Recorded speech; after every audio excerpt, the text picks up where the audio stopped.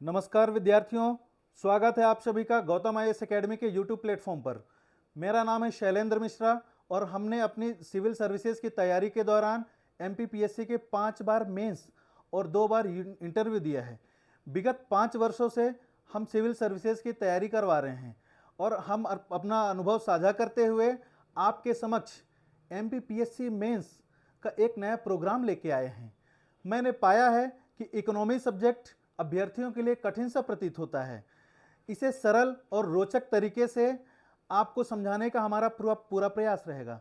अभी 2025 का मेंस दे रहे अभ्यर्थियों के लिए ये एक रामबाण होगा, क्योंकि अभी समय कम है अपने पास।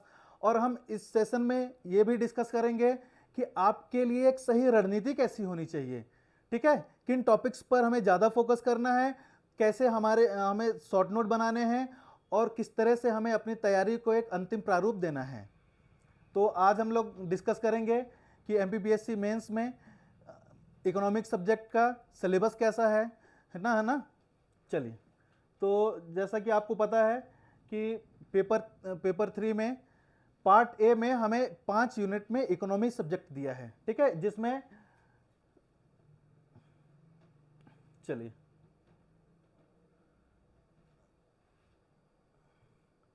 ठीक है,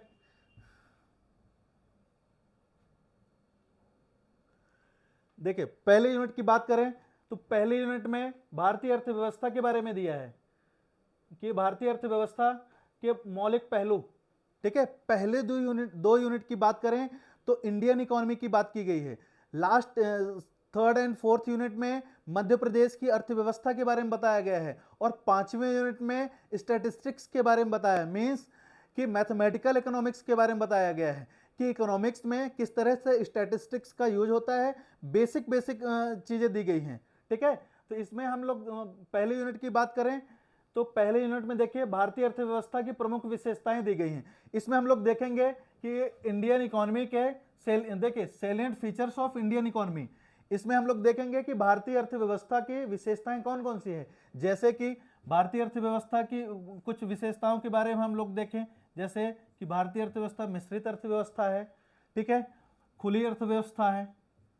ठीक है, फिर हम लोग देखते हैं कि नियोजित अर्थव्यवस्था है।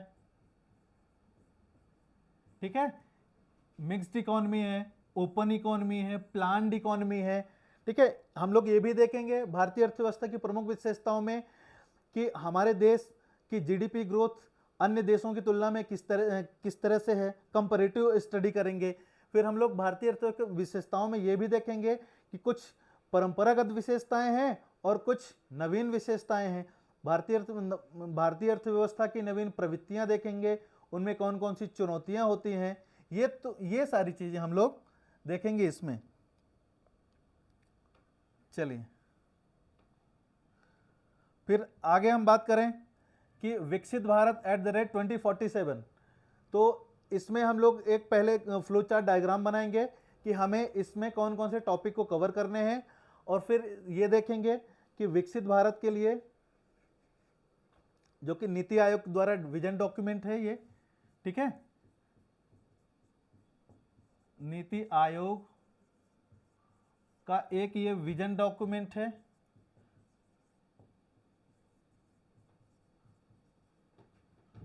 विजन डॉक्यूमेंट है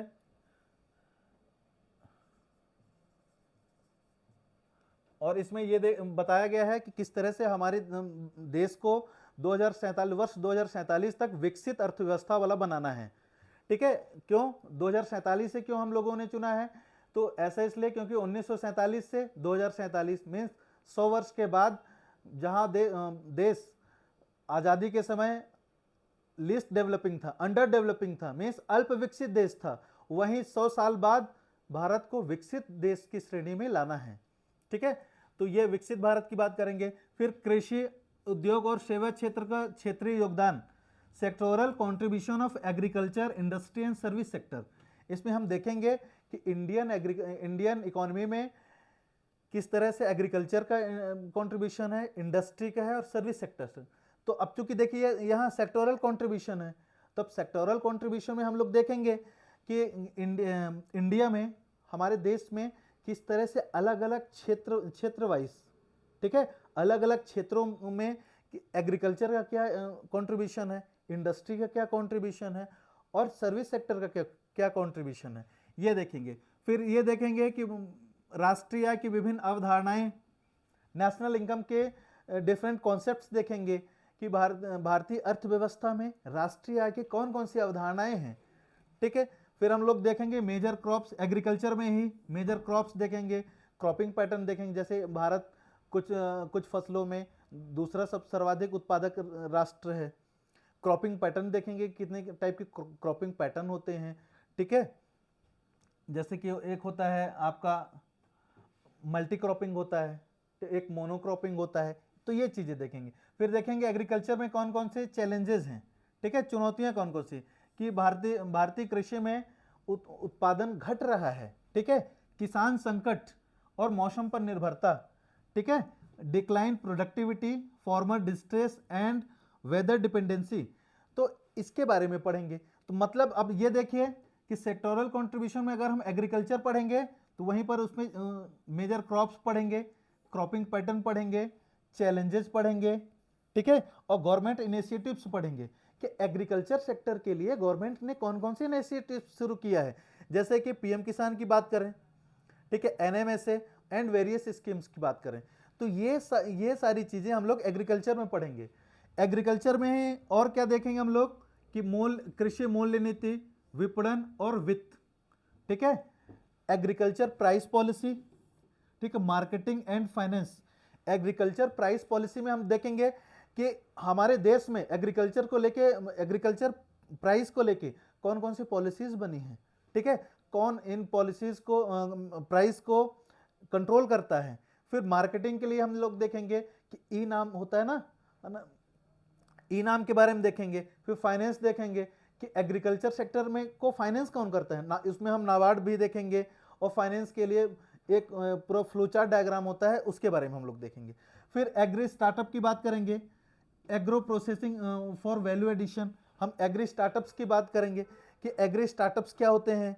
देखिए स्टार्टअप कल्चर अभी बहुत ज़्यादा डेवलप हुआ है, तो एग्रीकल्चर सेक्टर में स्टार्टअप्स कौन से हैं, ठीक है, क्या उनका कंट्रीब्यूशन है, क्या उनके समक्ष चुनौतियां अभी हो रही हैं, सरकार के द्वारा क्या प्रयास किए जा रहे हैं। जैसे कि 2023-24 के बजट में एंजल टैक्स को समाप्त किया गया है सरकार के द्वारा, तो ये कहीं ना कहीं स्टार्टअप्स कल्चर को प्रमोट करने के लिए किया गया है, ठीक है। Agro processing for value addition, फिर हम लोग देखेंगे कि फूड प्रोसेसिंग यूनिट्स की संभावनाएं देखेंगे कि हमारे देश में, हमारे राज्य में फूड प्रोसेसिंग यूनिट्स के लिए कौन कौन से कदम उठाए जा रहे हैं सरकार के द्वारा। तो ये कुछ चीज़ें देखिए, ये हम लोग देखेंगे किसमें, ये एग्रीकल्चर सेक्टर के हैं, ठीक है। तो हम लोग जब एग्रीकल्चर पढ़ेंगे तो पूरे के पूरे टॉपिक एक बार में ही कवर कर लेंगे, ठीक है। अगली बात करें हम लोग industrial policies, industrial development in India. अब देखिए, अब जब सेक्टोरल कंट्रीब्यूशन में हम इंडस्ट्री पढ़ेंगे तो इंडस्ट्री में फिर हम लोग देखेंगे इंडस्ट्रियल पॉलिसीज कौन कौन सी हैं, भारत में औद्योगिक नीतियां कौन कौन सी हैं। फिर इंडस्ट्रियल डेवलपमेंट इन इंडिया कि भारत में औद्योगिक विकास कैसे हुआ, हम लोग देखेंगे। आपको पता हो कि द्वितीय पंचवर्षीय योजना में भारी उद्योगों पर आधारित पंचवर्षीय योजना थी, तो इसमें हम लोग देखेंगे कि औद्योगिक विकास भारत में कैसे हुआ है। Manufacturing, infrastructure, make in India and infrastructure project देखेंगे कि हमारे देश में विनिर्माण और अधोसंरचना से संबंधित कौन कौन सी योजनाएं हैं, सरकार के द्वारा इनको बढ़ावा देने के लिए क्या प्रयास किए जा रहे हैं। फिर उसी में हम लोग देखेंगे मेक इन इंडिया प्रोग्राम, ठीक है, अधोसंरचना परियोजनाएं, उसमें देखेंगे कि स्टार्टअप इंडिया है, ठीक है, स्टैंड अप इंडिया है। तो ये सारी की सारी चीज़ें हम लोग देखेंगे इसमें, ठीक है, इंडस्ट्री सेक्टर में। तो अब देखिए इंडस्ट्री में देखिए ये वाला पॉइंट हो गया, ये वाला पॉइंट और ये पॉइंट, तो ये दोनों पॉइंट इंडस्ट्री में कवर हो जाएगा, ठीक है। चौथा क्या है, service sector, sectoral contribution of service sector, तो उसमें हम लोग देखेंगे क्या, हॉस्पिटैलिटी एंड टूरिज्म, उसमें देखेंगे contribution to foreign exchange earnings, कि हमारे देश में आतिथ्य और पर्यटन से विदेशी आय हमें कितना प्राप्त होता है, कैसे प्राप्त होता है, इनको और क्या बढ़ाया जा सकता है। क्योंकि कोविड-19 के दौरान सबसे ज़्यादा अगर प्रभावित कोई क्षेत्र था तो वो पर्यटन था, टूरिज्म तो टोटली बंद हो गया था। ठीक है, फिर standardisation of goods and services in India, कि भारत में गुड्स एंड सर्विसेज को स्टैंडर्डाइज करने के लिए कौन से कुछ अगर संस्थान है उनके बारे में पढ़ेंगे। ठीक है, कुछ पॉलिसीज अगर बनी है तो उनके बारे में पढ़ेंगे। तो ये सारी की सारी चीजें हम फर्स्ट यूनिट पे पढ़ेंगे। ठीक है, अगली बात करते हैं हम सेकेंड यूनिट की। सेकेंड यूनिट में देखिए कराधान और नीति परिदृश्य है, means taxation and policy landscape है। तो इसमें हम लोग क्या देखेंगे, फिजिकल पॉलिसी देखेंगे, इसी में बजट आता है। ठीक है, फिजिकल पॉलिसी में ही बजट आता है। पब्लिक एक्सपेंडिचर देखेंगे, रेवेन्यू टैक्सेशन है ना, रेवेन्यू टैक्सेशन, डेफिसिट मैनेजमेंट में आपको पता हो कि FRBM एक्ट भी लाया गया था 2004 में। ठीक है, physical responsibility and budget management act लाया गया था, उसमें फिर रिव्यू कमेटी बनाई गई थी 2015 में, NK सिंह समिति, NK सिंह की अध्यक्षता में। तो ये सारी चीजें हम लोग फिजिकल पॉलिसी में देखें, राजकोषीय नीति में। इसी में हम लोग देखें, जब राजकोषीय नीति पढ़ेंगे तो हम यहीं पर बजट के बारे में पढ़ेंगे, इंडियन बजट। ठीक है, और एमपी का भी बजट पढ़ेंगे, monetary policy and financial inclusion in India. ठीक है, मौद्रिक नीति और भारत में वित्तीय समावेशन। तो मॉनेटरी पॉलिसी आपको पता है कि RBI के द्वारा जारी की जाती है, और मॉनेटरी पॉलिसी में ही हम लोग देखेंगे कि RBI के द्वारा कौन कौन से चेंजेस किए जा रहे हैं। मॉनेटरी पॉलिसी में देखेंगे कि RBI के द्वारा कौन कौन से प्रयास किए जा रहे हैं। ठीक है, इसमें फिर फाइनेंशियल इंक्लूजन भी देखेंगे कि सरकार के द्वारा और बैंकों के द्वारा, RBI के द्वारा फाइनेंशियल इंक्लूजन के लिए कौन कौन से कदम उठाए गए हैं। आगे हम देखेंगे impact of cash transaction on informal economy. ठीक है, अनौपचारिक अर्थव्यवस्था पर नगद लेन देन का प्रभाव। आपको हम बता रहे हैं कि भारतीय अर्थव्यवस्था में अगर कुल रोजगार की बात करें तो 94% एम्प्लॉयमेंट अनऑर्गेनाइज सेक्टर में, इनफॉर्मल सेक्टर में है। ठीक है, तो उसका हमारे नगद लेन देन का क्या प्रभाव है, अनौपचारिक अर्थव्यवस्था पर नगद लेन देन का क्या प्रभाव है, ये हम लोग देखेंगे इस टॉपिक पे। ठीक है, खाद्य सुरक्षा और लोक वितरण प्रणाली, food security and PDS system देखेंगे, public distribution system. Food security में देखिए, आपको पता हो कि फूड सिक्योरिटी एक्ट 2013 लाया गया था ना, खाद्य सुरक्षा अधिनियम 2013,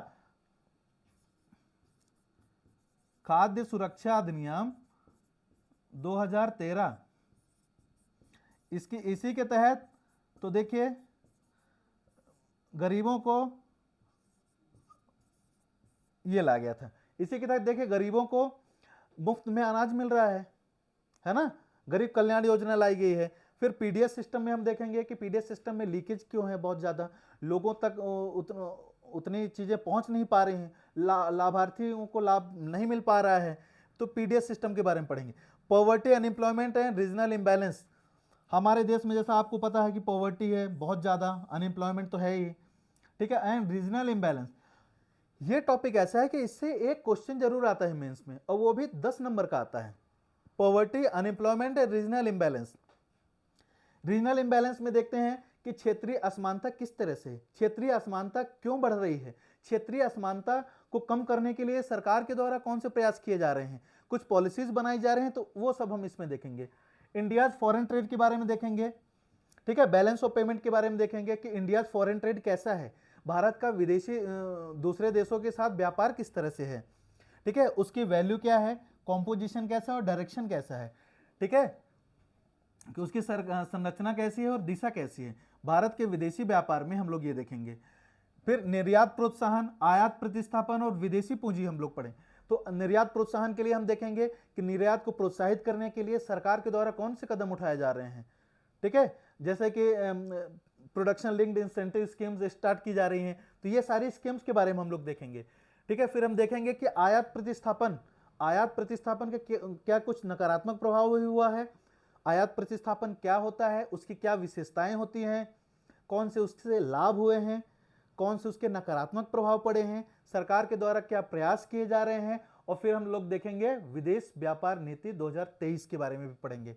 विदेशी पूंजी के बारे में हम लोग देखेंगे कि भारत का विदेशी मुद्रा भंडार कैसा है, विदेशी पूंजी के कौन कौन से स्रोत होते हैं।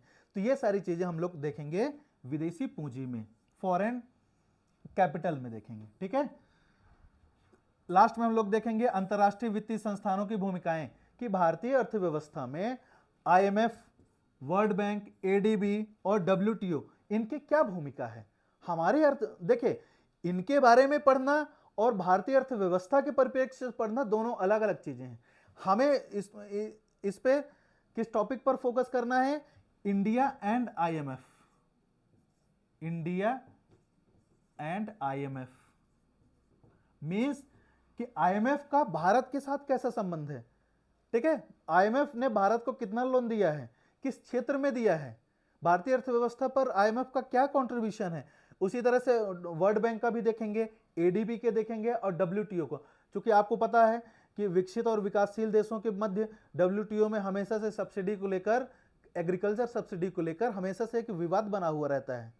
ठीक है, तो ये सारी चीजें हम लोग देखेंगे सेकेंड यूनिट में। अब थर्ड यूनिट की बात करें तो थर्ड यूनिट में देखिए पहली 2 यूनिट सिलेबस में, पहली 2 यूनिट भारत की अर्थव्यवस्था है और तीसरी और चौथी यूनिट मध्य प्रदेश की अर्थव्यवस्था है।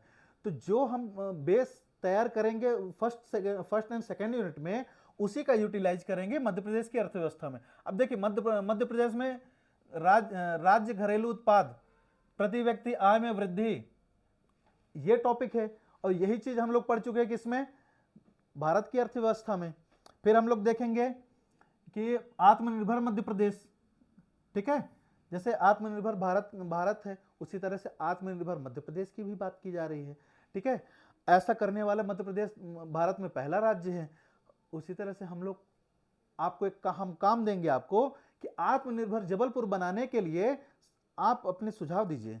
ठीक है, हम लोग देखेंगे 1 डिस्ट्रिक्ट 1 प्रोडक्ट की, ठीक है, ओडीओपी की बात करेंगे कि हमारे सभी जिलों में उत्पादन को प्रोत्साहित करने के लिए, वहाँ के रीजनल प्रोडक्ट को है ना और ज़्यादा प्रोत्साहित करने के लिए ओडीओपी लाया गया है। ठीक है, मेजर क्रॉप्स देखेंगे कि मध्य प्रदेश में कौन प्रमुख फसलें हैं, क्रॉपिंग पैटर्न देखेंगे एंड होल्डिंग्स देखेंगे। ठीक है, कि हमारे देश में, हमारे मध्य प्रदेश में प्रमुख फसलें कौन कौन सी हैं, उसका हमारे राज्य में फसल पैटर्न कैसा है और हमारे यहाँ जोत का आकार कैसा है। ठीक है, ऐसा तो नहीं कि हमारे यहाँ सीमांत सबसे ज्यादा है। ठीक है, तो ये सारी चीजें हम लोग देखेंगे इस वाले पॉइंट में।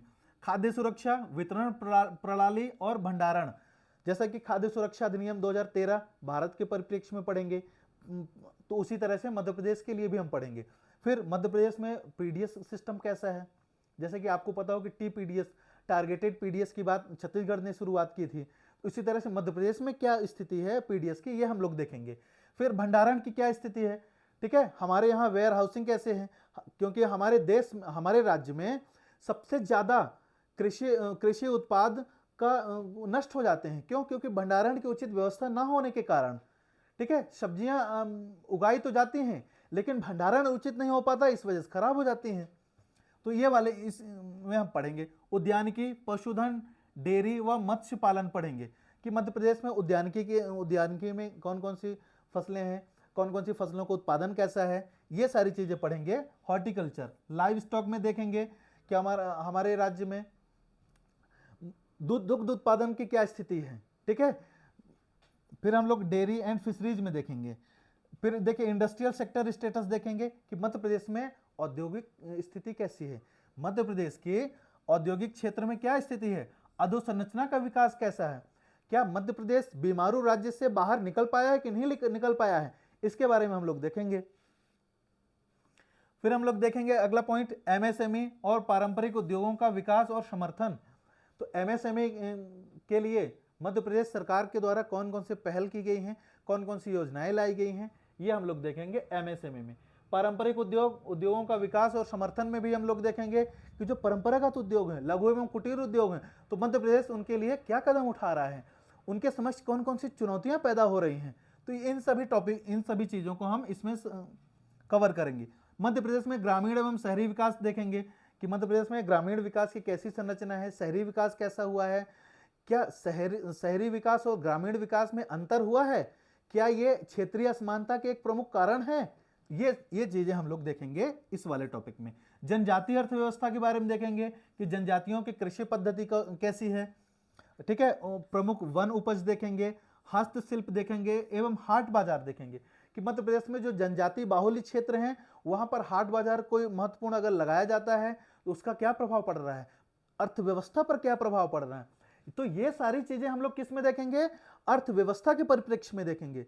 हालांकि आप लोग पढ़ते होंगे क्योंकि 10वीं यूनिट प्रीलिम्स में 10वीं यूनिट जनजाति है, लेकिन हम इसमें क्या पढ़ेंगे, अर्थव्यवस्था के परिप्रेक्ष्य में पढ़ेंगे। देखिए अगर मध्य प्रदेश की आप जनजातियां पढ़ रहे हैं तो किस परिप्रेक्ष्य में पढ़ रहे हैं ये इंपॉर्टेंट है, ठीक है। फिर मध्य प्रदेश में पर्यटन, व्यापार और निवेश प्रोत्साहन के बारे में देखेंगे कि मध्य प्रदेश में पर्यटन कैसा है, पर्यटन की क्या स्थिति है, ठीक है, व्यापार कैसा है और निवेश प्रोत्साहन, क्या निवेश को प्रोत्साहित करने के लिए सरकार के द्वारा कुछ प्रयास किए जा रहे हैं, क्या हमारे मध्य प्रदेश में पर्याप्त निवेश आ रहा है। हम देखेंगे कि एफडीआई को आकर्षित करने में मध्य प्रदेश राज्यों की श्रेणी में कौन से रैंक में है। तो ये चीजें हम लोग देखेंगे इन्वेस्टमेंट प्रमोशन में, ठीक है। चलिए आगे हम लोग देखते हैं चौथी यूनिट में। चौथी यूनिट में भी मध्य प्रदेश में सामाजिक एवं आर्थिक विकास दिया गया है, ठीक है, economic social and economic development in Madhya Pradesh. इसमें हम लोग देखेंगे स्वास्थ्य अधोसंरचना कैसा है, शिक्षा और कौशल विकास, हेल्थ इंफ्रास्ट्रक्चर कैसा है मध्य प्रदेश का, एजुकेशन सिस्टम कैसा है और स्किल डेवलपमेंट कैसा है।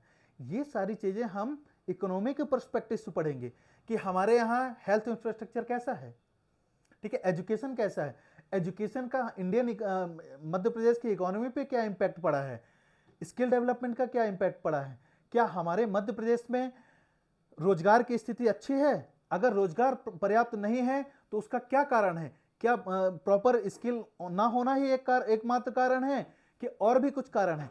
इन सब चीजों के बारे में हम लोग इस वाले पॉइंट में स्किल डेवलपमेंट में देखेंगे।